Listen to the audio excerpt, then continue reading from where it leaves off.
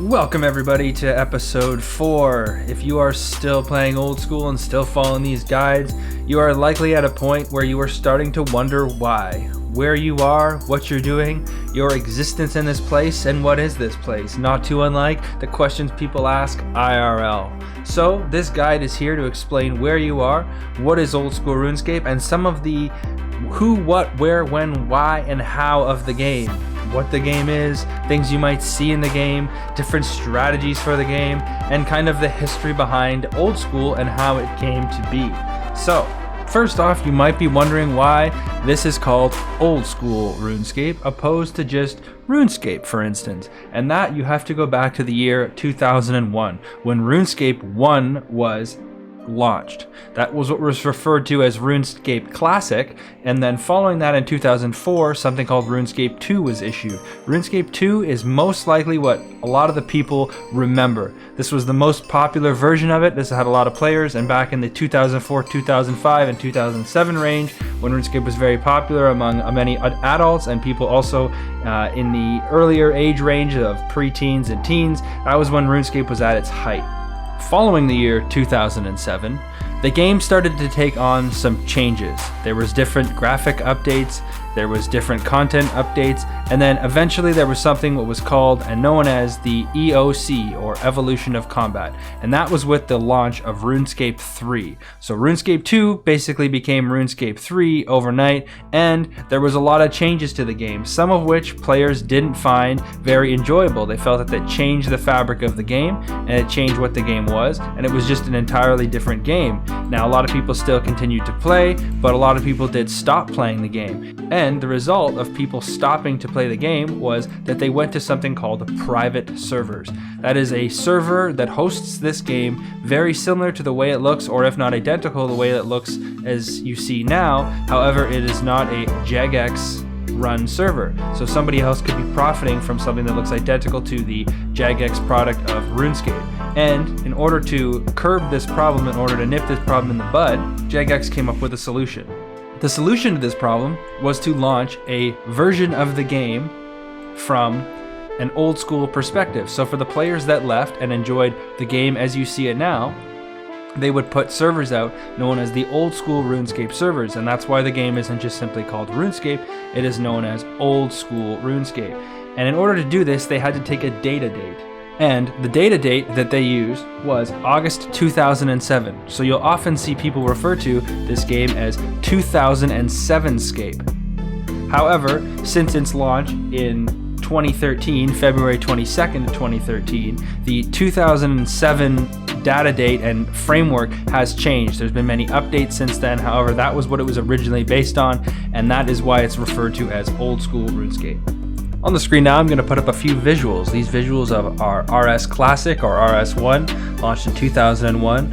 RS2, which is the game that's very similar to what you're seeing on our screen here, and what you're playing in old school. And then some videos and visuals of the evolution of combat and how the game changed in 2012, 2013 to evolve into what would become the kind of exodus of the players who enjoyed the traditional style of the game, and then what would again lead to the launch of old school RuneScape. So these are just some visuals of what you see in the evolution of the game and the changes. This is not necessarily important to know for the game you're playing specifically, but it is good to know some of the history, and it'll also help you fit in with some conversations. You'll see players often talking about EOC, you'll see streamers and other content creators talking about the evolution of combat, and this might also pique your interest to check out RuneScape 3.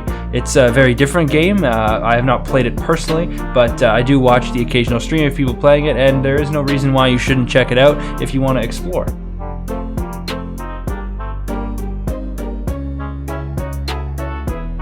Something I want to talk about is polling and how polling affects old school RuneScape and how the polling came to be. As I mentioned earlier, old school RuneScape is based off a data date of 2007. However, since its release in 2013, there has been many updates and many changes and many additions added to the game.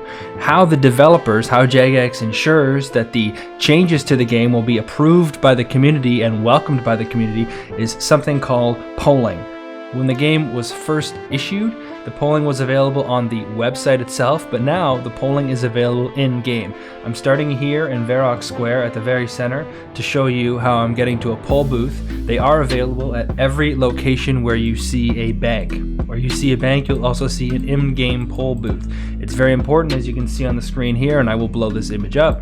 You can see here there's a little check mark on the mini-map, and inside the bank there is a booth. The booth here is where you will cast your poll, cast your vote to determine game changes. Voting in this game is very important, and that is how you ensure that content you might enjoy or might not want added into the game or changes can be spoken for. This way the developers can keep the community relatively happy, although there is some votes and polls that are points of contention between split community members, such as PVMers and PvPer and weapon changes. Sometimes the developers will take matters into their own hands if something is necessary to preserve the security of the game or the integrity of the game, or if something is just, like the most recent discussion, and that is power creep of certain items. Sometimes the developers will take things into their own hands, but it's very important to go to these spots, use the poll booth, and participate in the poll. You'll see them here. There is no poll currently open,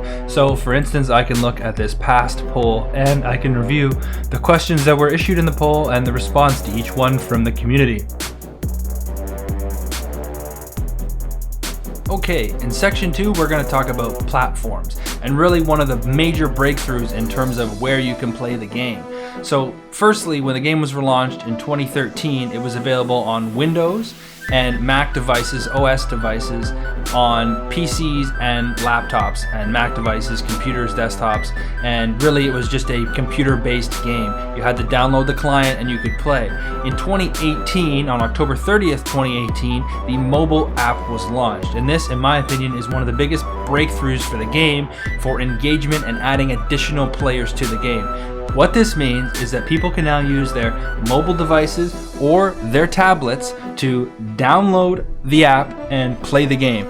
This means for people who don't have the financial means to own a desktop computer or a Mac or a laptop, they can now access the game and play. I know plenty of players who only play on mobile several hours a day and they enjoy it. So that is a great addition for adding new players who didn't have the means before. It's also good for players who also play the game on the computer but now want to take their progress and their grinds when you get to some of that content that's not going to be as fun on the go with you. If you're commuting to work for an hour and a half every day, you can take your phone. By the end of the week, you've knocked out almost 10 hours of a grind you might not want to be doing when you're at home in your zone on your computer. You might want to be doing some more of that exciting content. So that is a huge addition to the game. It makes a big difference. If you are not using mobile or have never tried mobile, again, or brand new to the game and have not heard about this, I recommend on your device, if you have one, to download the app, log in, and just check it out. It's very different. It takes a little bit of getting used to. However, if you kind of integrate it into your plan of what you use in the game when you're kind of doing certain grinds, certain pieces of content that don't require attention, some more AFK things, you can load up that device and play on your tablet, and it's going to make certain things a lot easier. Like for instance, we're going to talk about in the guide later on about multi-logging. If you're logging in with multiple accounts at once, you might not want to have both those accounts up on your screen. If you're doing something kind of more click intensive and focus required on your different account, on your alternate account, that way you can have your tablet, like I do, an iPad, set up on the right hand side doing some AFK tasks, and it just requires you to click and stay logged in. And in an instance where you are logged out, timed out of the server, instead of having to type all your information back in, you can just hit the play button on the mobile app and it'll take you right back into the game, and it makes life real easier. You've got to check that part of the platform out.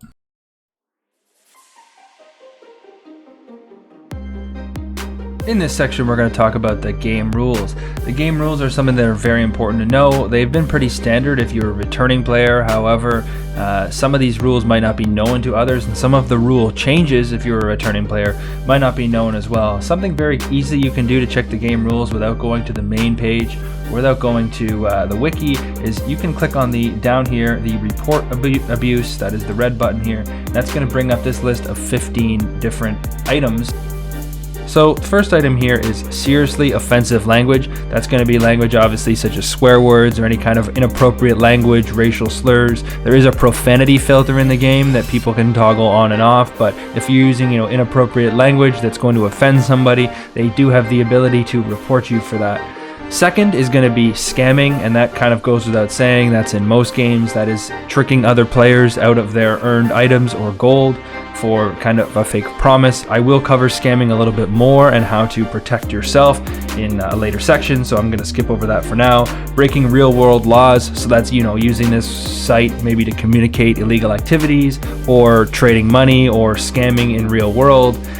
You don't want to be breaking real world laws, and that's possible in the game. There are many cases where people have made certain comments in the game and then have faced real world penalties, so you got to be careful of that. Exploitation of a bug, this is in cases where there's maybe a game update or something in the game where there is a bug present and people can duplicate items or change items, or such as the Falador Massacre, which is a pretty historic event in RuneScape, which is where someone was able to attack players in a non-PvP area. So those are exploiting bugs. If you find one, you're supposed to report it right away and not do anything to have personal gain. Staff impersonation, that would be impersonating a Jagex member or pretending to be a player moderator. Encouraging rule breaking, so telling someone to break the rules, maybe encouraging them to use bot scripts or to use some kind of illegal against the game rules, such as like auto hotkeys, which are going to make your gameplay much faster and kind of cheat and make it easier for you. So that's encouraging someone to do that.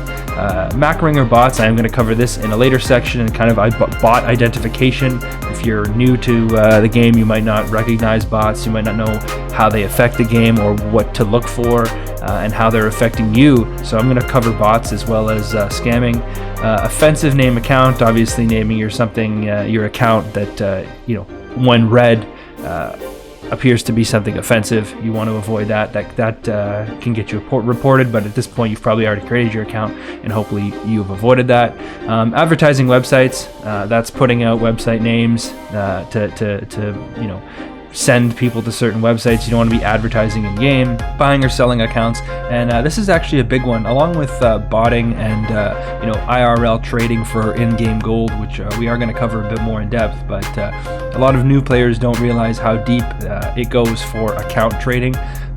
There is a market for that. Like anything in a situation where you have to spend a lot of time to gain something, there is always someone who's going to try to work their way around the rules and kind of save themselves some time and use some real world IRL financial means to do that. So you cannot create an account and sell it to someone, just as if you cannot go to a certain website and purchase an account. It's very not recommended. It's against the rules, but it's also very not recommended because it's very risky. There are very few guarantees that the transaction could go through because it's not hosted by Jagex, it's not hosted by the game. So in order for someone to make the deal, you're kind of just doing a trust trade, and that's very risky. You could be spending a lot of money, so it's definitely not recommended to do, and it also is against the rules.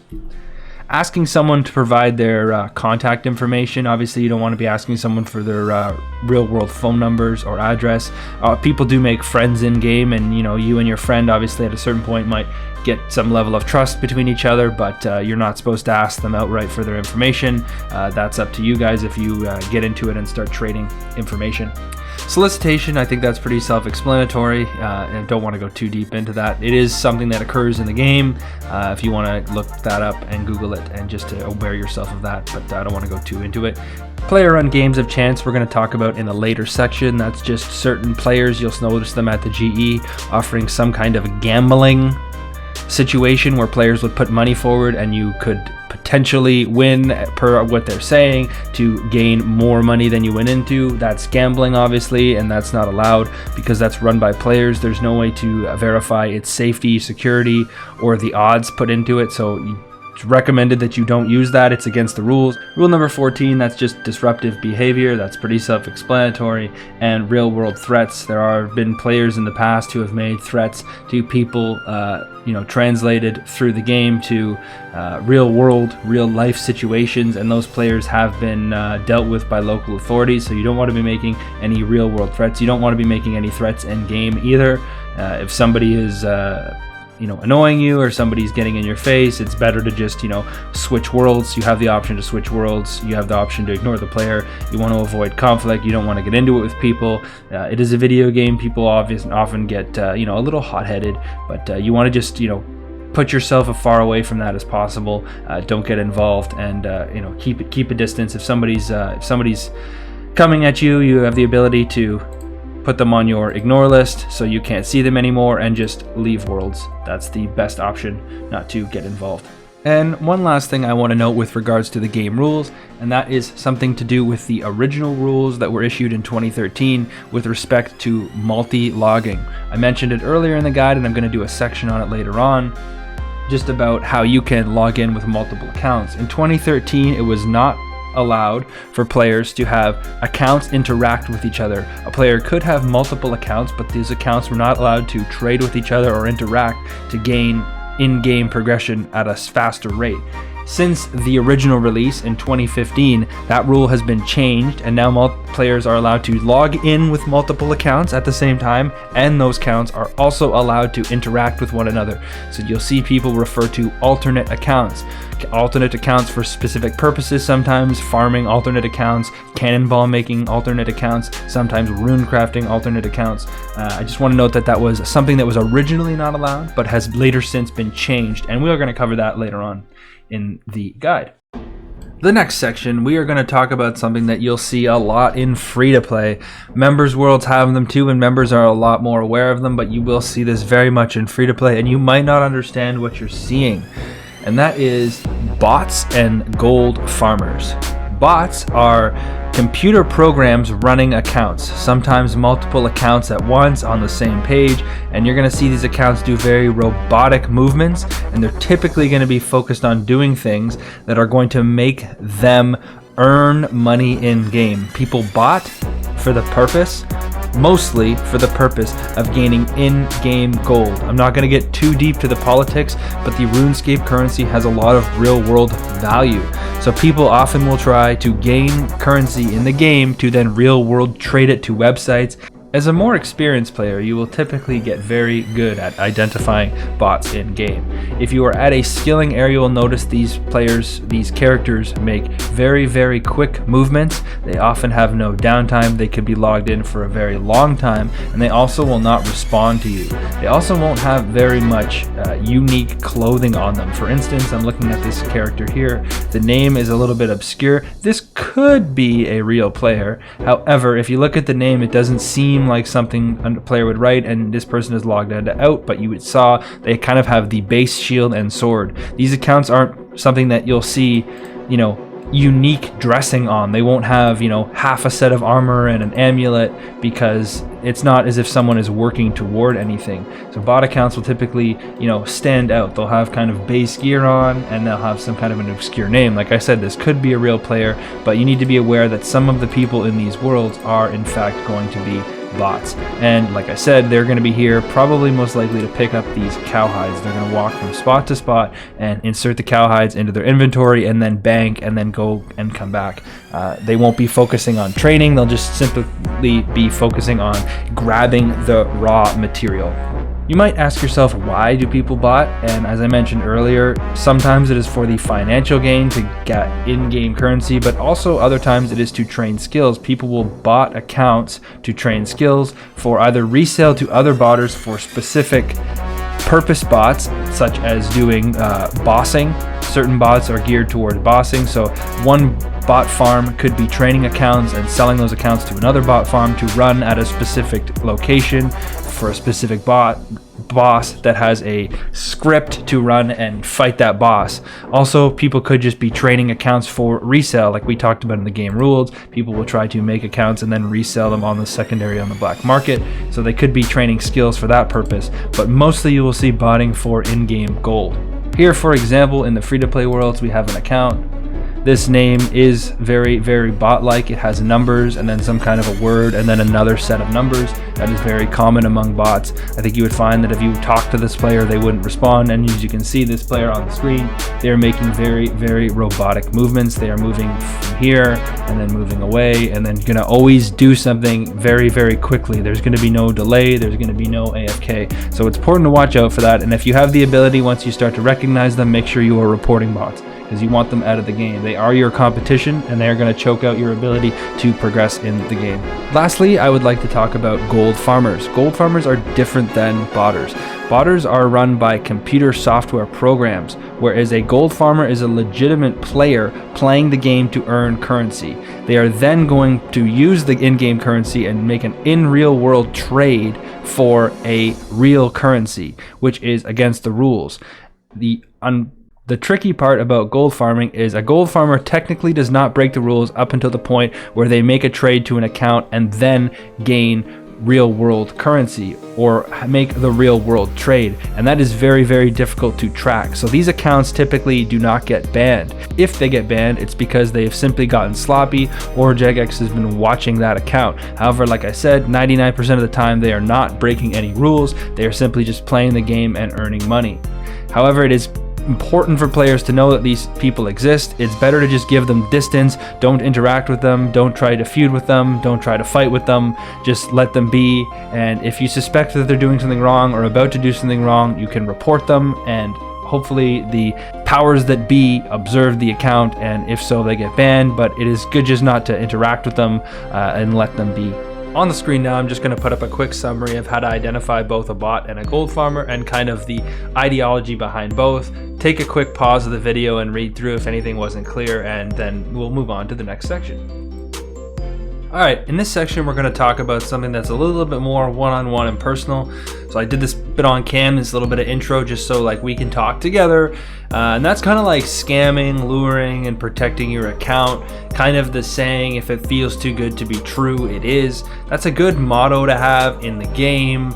Especially, you know, there are people out there, like we talked about, bots and gold farmers. The in-game currency is worth money, and people will try and take gold from you, right? For, you know, every 10 good players out there, there's one person that's going to try and scam you and trick you. I mean, if you're a brand new player, you don't have a whole lot. If somebody's trying to scam you or trick you or lure you, they might just be doing it because they're not a nice person and just out of spite.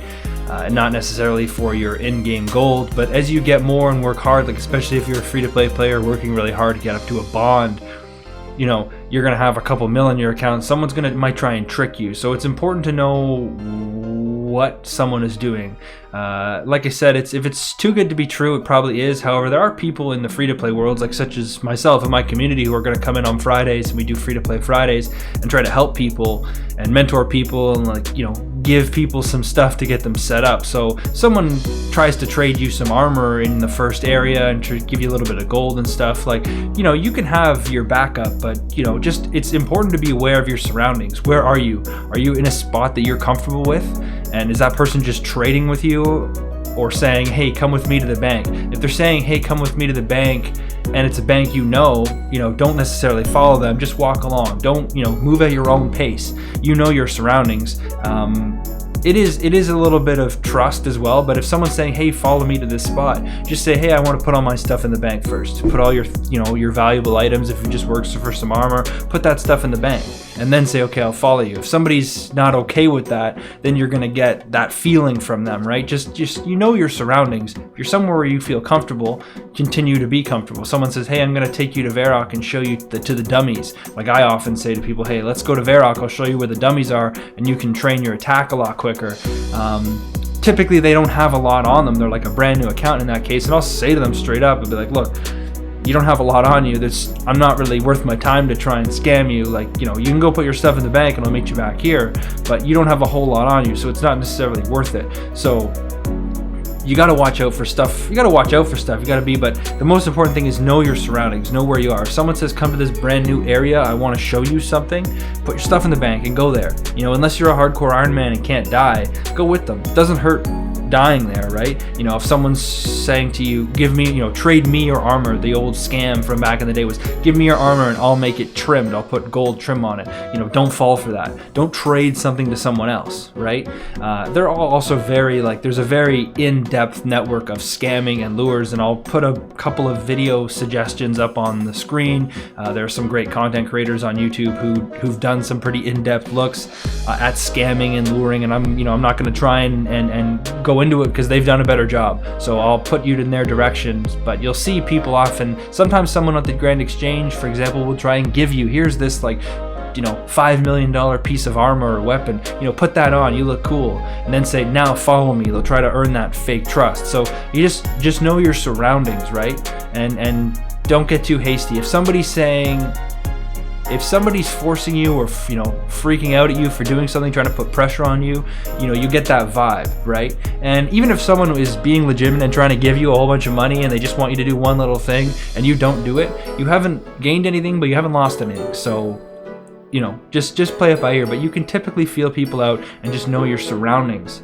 Never give anyone your password. If someone's asking you for, you know, participating in something, just you know, use your judgment, speak this and that. Sometimes people ask you to switch worlds. I've often done that to someone, and I you know, someone says, you're trying to help somebody, I should say, and you're saying, all right, let's switch worlds, because maybe you have a lot of people around you, gold farmers who are begging for money, and you don't, you know, want to be involved with that. You'll say, like, add me on my DMs, and I'll, you know, personal messages here in the game, and I'll tell you a world to switch to. And sometimes people don't go for that, and, you know, sometimes that's good, but, you know, just use your judgment. If someone's just saying, hey, let's switch to a world, make sure it's not a PvP world.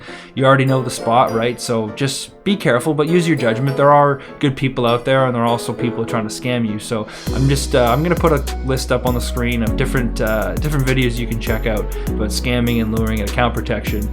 And obviously, as we talked about earlier, I'll put on the screen right now. What you're seeing here is a gambling bot. These are at the Grand Exchange. These are often offering kind of odds. You give them money and they can give you odds back. It's against the game rules to participate in this. It's against the game rules to do this, and just don't do it. I recommend not doing it. You're taking a risk if you choose to do it, but it's better to just, you know, keep your distance from this. And here, just to conclude this, as you see here, there's typical bets here people are saying about staking, gambling bots.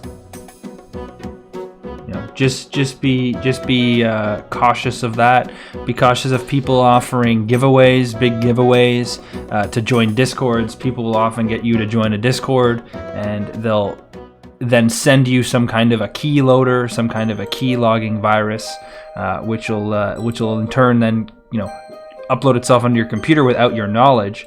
And then what's going to happen is you are going to end up losing that account. You know, eventually, probably not right away. They're going to wait for you to sign out, check your account periodically, and then wait for you to gain a little bit of wealth, and then they're going to come on and take that gold. So just be wary. You know, joining Discords is okay, but be wary of people sending you documents if you're specifically going to join a Discord. And here, you know, you can see more people are offering gambling Discords, anti-luring. Just be very cautious of things happening in areas such as this. So just quickly, in summary, I'm going to say one thing: stay away from gambling bots. Be very wary of joining Discords with giveaways. Like I said, on Discords, people can get you, they will send you programs, they'll send you pictures, things you might not even have known are embedded in attachments they send you, and you can load those to your computer. And once your account starts to gain a little bit of wealth, you're going to find that your account was broken into because they might have loaded a keylogger on there and want your password. So on that topic, don't forget to have your password, very secure password, two-factor identification. Make sure your email is hidden. Make sure people don't know the email you're using for that account, and have your recovery process in place, as well as a bank pin. You always want to set a bank pin. Make sure you set a bank pin. I'm going to say that again. So yes, just be wary of discords, be wary of gambling, be wary of people who are trying to potentially lure you, or if someone's offering a anti-lure saying, hey, so-and-so is a lure, stay away from them. Like I said, I'm going to put up a couple of names on the video so you can check some more in-depth videos done by some great content creators. And from there, obviously, just like I said, know your surroundings, know where you are, don't rush into anything. And if someone's putting pressure on you, there's typically a reason. If someone's saying, I gotta go, you haven't gained anything, you haven't lost anything. So it's very rare that someone's going to try and offer you something and then immediately say they have to go, right? So just, know your surroundings, know where you are, and always just, play it safe. If you want to follow someone, if someone's offering you something, just throw your stuff in the bank and go from there. So what you're looking at on the screen right now is what we call multi-logging. Multi-logging is when you have multiple accounts signed at the same time. Although this once was not allowed in the game rules, it has since been changed, and Jagex does not restrict the amount of accounts you can be signed into at once. So for players who have an account such as a Iron Man, and if you're an Iron Man, what you're going to have is a lot of monotonous tasks, a lot of slow grinds. So you can sign into one account and allow it to progress while signing into others. A lot of people have main accounts, and what they'll have is alternative accounts. For me, this is an alternative account you're seeing in the top left-hand screen, and this account I use to provide myself with supplies I need on my main, which will allow me to not have to spend additional money for things that are consumable, such as runes, such as food, potentially logs, whatever you're going to need. So you can gain twice the amount of raw materials that you would normally. Now, this is an extreme scenario. I've logged into 4 accounts here to show that you can log into 4 depending on the size of your screen. There are some players in the game who log into many more than just 4. There are players that have like little battalions of players, of characters, I should say, up to 10, up to 20. I think there's someone who plays up to 70 accounts at once. I can't recall his name right now, but you'll most likely hear about him in the community if you stay involved. And you don't have to play that many accounts. Typically, you'll see most people playing 2. A lot of people have a main account. Maybe they've progressed all their levels to the point where they're a maxed main account, and now they're trying to pet hunt. Pet hunting, fishing, woodcutting, that's kind of a very AFK repetitive task that you're just going to be, sitting around and not necessarily doing a whole lot. So maybe you've caught up on your Netflix, you've caught up on your streaming services, and you just want to play the game, you want to do something else. So maybe you'll play a alternate account, do some questing or do some bossing. Maybe you'll play on a hardcore account, or an Iron Man account, I should say, an Ultimate Iron Man or a hardcore Iron Man or a regular Iron Man, whatever you have. Or it might be in reverse, where you have an Iron Man account, and that Iron Man's going to have to get all of their own supplies. They're not going to have the ability to get supplies from an alternate account or from the Grand Exchange. So, we might have to fish 2,000 sharks, and that's not going to be, overly entertaining. So you can log on to your main account and go do some bossing with your friends while fishing in the background. Other people also, if you're just starting out, it's not recommended to start a main account right away. Progress through the game for brand new players, and that's what this guide is kind of here for. So if you're a brand new player, you don't need to start an alternate account right away. You don't need to have 2 accounts with membership if you're doing that. That's all, you make those decisions as you progress forward. However, after you've made a commitment maybe to putting your account to a members world, or you get to a point where your levels are starting to get up there and training is starting to get a little bit slower, you might want to consider creating an alt account, and that's going to give you the flexibility to maybe not necessarily fish for sharks or lobsters, depending on if you're in free-to-play members. You can send an alternate account to get you some food, and you can continue to boss on your main account. Or if you're, for instance, trying to train construction to build your player-owned house, you can gather twice the amount of logs with 2 accounts. Or if you simply want to just do rune crafting, alternate accounts are also good for sometimes maybe not necessarily supplying your character, but just additional gameplay. It is not a secret that at some point during the game you are going to have a grind. You're going to have to cut several hundred or several thousand logs, or fish several thousand fish, or, you know, park yourself at an AFK training spot to get an attack level or a strength level or a defense level you need. So instead of allowing the game to kind of burn you out in that scenario, doing a repetitive task, you have a second account. Some people have PvP accounts, that's player versus player accounts. So one account can be grinding fishing levels in the background, and another account can be, you know, playing with friends at the dueling arena, or going into the wilderness and fighting other players, or doing, you know, LMS games. You have options that way. You are going to hit a grind, so it is recommended to start an alternate account, or at least have a second account. Some people have alternate accounts that are just for PvP, and some people only have one account. It's up to you, but at a certain point you are going to get involved into the grind, and if you want to have some flexibility in your play, then you have that option with an alternate account. And just to summarize here what I'm saying, you know, I've got 4 accounts here. This is just done as an example. So I've got my main account down here, who is training for the woodcutting pet right now, as well as collecting logs, which are needed for the account. But I'm also so I'm training this. I've also got my alt account up here, catching fish, to train the alt account's cooking level for lobsters, as well as catching sharks, which are going to be provided to my main account for doing some bossing and some barrows runs later on this week. Here in the top right hand corner, I'm training my free-to-play account that I'm going to use for some of my free-to-play Friday tutorials, which I am using for my intro series, the series you're watching right now, as well as just having a free-to-play account, which is handy to have. So I'm training his woodcutting level right now, and down here I'm training on a specific combat style account that is a 10 HP Gmaul account. So I'm training this account. What he's doing here is barbarian fishing, and this is very, very AFK and not very entertaining, so I can achieve 4 things at once. Well, that's going to wrap up episode 4. There's a lot of good information in this. Hopefully for a new player, you know, you've gotten this far. We've talked a lot about the game client, the game, combat, and, you know, kind of what the interface is like, but this is kind of, you know, more of a history. This is going to kind of give you a bit of a view now. If you've stuck around this long, if you're still enjoying the game, and I hope you are, there's a whole lot more ahead of you, but you know, this is kind of give you a little bit of a basis of where everything comes from and things you're going to see in the game, right? Specifically, you know, like botters and gold farmers. A lot of players aren't going to understand what those are. A lot of players we see on Free to Play Friday are kind of shocked once you explain kind of the market of it. And how it's affected, and scamming. You know, people are, you know, they know about that, but it's always good to have a good reminder. And, you know, how old school was started. That's it's an interesting story. It's good to know how you got here. And polling, I mean, polling is so important.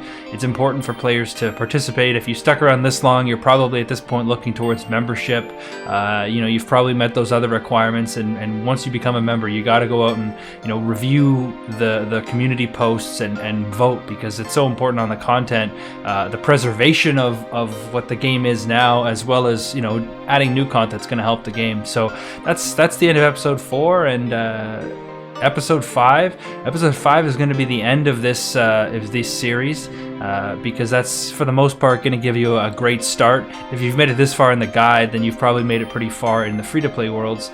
So free-to-play, or episode 5, is going to be a split between kind of ensuring that everyone gets out of the cowhide fields. That's very important. A lot of people get stuck in certain areas in free-to-play, so it's going to be, you know, kind of a 5 to 10 items and areas where you can get out of the free-to-play, you know, zones where people typically get bottlenecked. It's going to encourage quests, and then the second half of it's going to be kind of, if you do decide to get membership or you've worked your way towards that bond, it's going to be kind of a what's the first thing you should do as a member, aside from voting in polls, as I've said here, but kind of what's that first thing you should do once you're a member. And how to make sure that you're going to be making money and continue to enjoy the content and stay a member and stay in the game. So thanks for tuning in. Remember to leave me a comment. Come by Twitch if you have any questions about what I discussed here today, and leave me a comment. And if you haven't subscribed yet and you like my videos, please subscribe. Thanks a lot.